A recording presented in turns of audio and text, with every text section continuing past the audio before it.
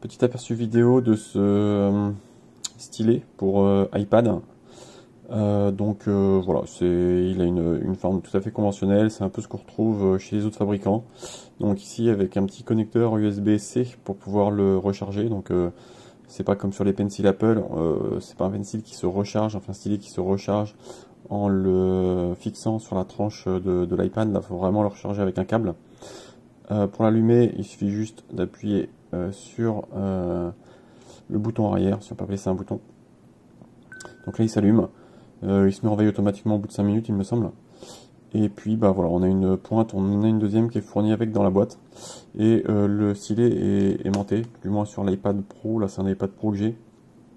Donc, il s'aimante. Par contre, encore une fois, il ne se recharge pas sur la tranche.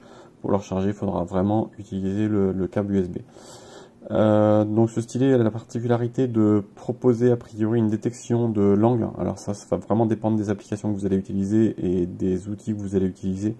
Dans la plupart des outils de prise de notes, il n'y a pas cette fonctionnalité là, ça va plutôt être dans les outils de prise, dans les outils de dessin, pardon. Et donc voilà ce que ça donne.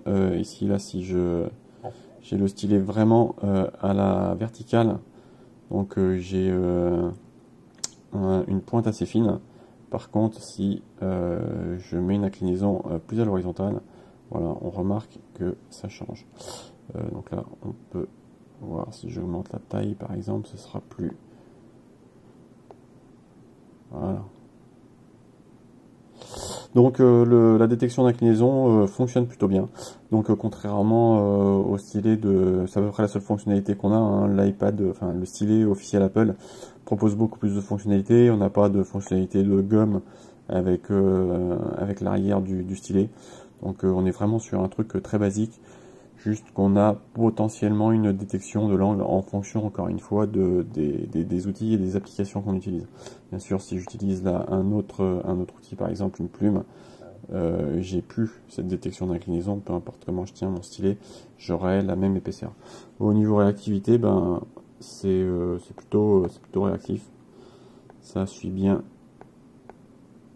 le mouvement du stylet, donc pas trop de problème pour écrire. On a vraiment, voilà, on n'a pas spécialement de latence, donc ça marche plutôt bien. Donc voilà, un stylet plutôt bon, à 30-35 euros, j'en suis satisfait. C'est beaucoup moins cher que le stylet d'Apple. J'ai jamais essayé le stylet d'Apple, donc je me rends pas vraiment compte des différences en termes de feeling et en termes de précision, en termes de fonctionnalité. Mais voilà, ça reste tout à fait correct, et pour de la prise de notes occasionnelle, je pense que c'est un bon achat.